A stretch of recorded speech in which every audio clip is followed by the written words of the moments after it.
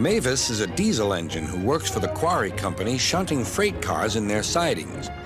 She has 6 small wheels hidden by side plates just like Toby's. Mavis is young and full of her own ideas. She loves rearranging things too and began putting Toby's cars in different places every day. This made Toby cross. Freight cars, he grumbled, should be where you want them, when you want them. Fiddlesticks, said Mavis and flounced away. At last, Toby lost patience. I can't waste time playing hunt the cars with you. Take them yourself. Mavis was pleased. Taking cars made her feel important. At the station, Diesel oiled up to her. Toby's an old fusspot, she complained.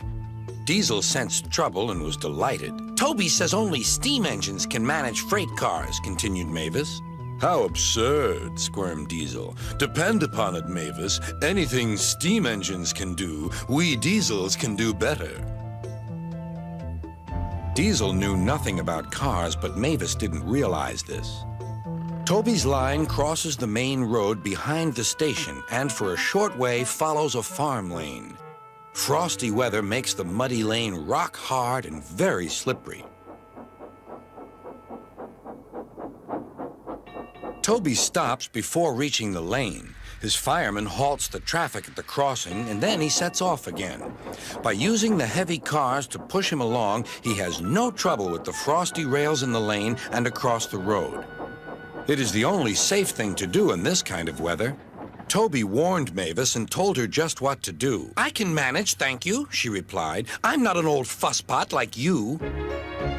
The freight cars were tired of being pushed around by Mavis.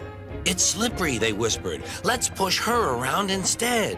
On, they yelled. Mavis took no notice. Instead, she brought the cars carefully down the lane and stopped at the level crossing.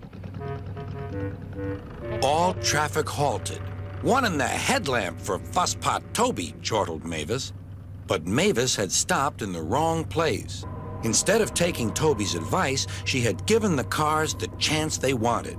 Hold back, they cried. Grrr up, ordered Mavis. The cars just laughed and her wheels spun helplessly. Workmen sanded the rails and tried to dig away the frozen mud, but it was no good. Everyone was impatient. Grrr, wailed Mavis. Toby was in the yard when he heard the news. I warned her, he fumed. She's young yet, soothed his driver, and she can manage her cars herself, interrupted Toby. They're your cars, really, his driver replied. Mavis is supposed to stay at the quarry. If Sir Topham Hatt finds out... Yes, said Toby thoughtfully. He and his driver agreed that it would be best to help Mavis after all. An angry farmer was telling Mavis just what she could do with her train. Having trouble, Mavis? Chortled Toby. I am surprised. Gosh, said Mavis.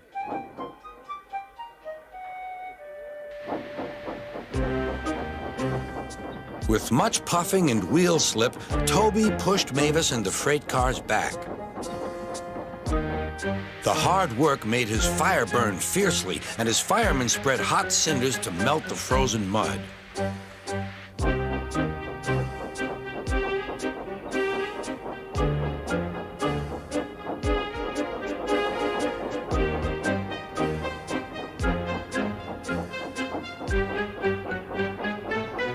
At last, they finished.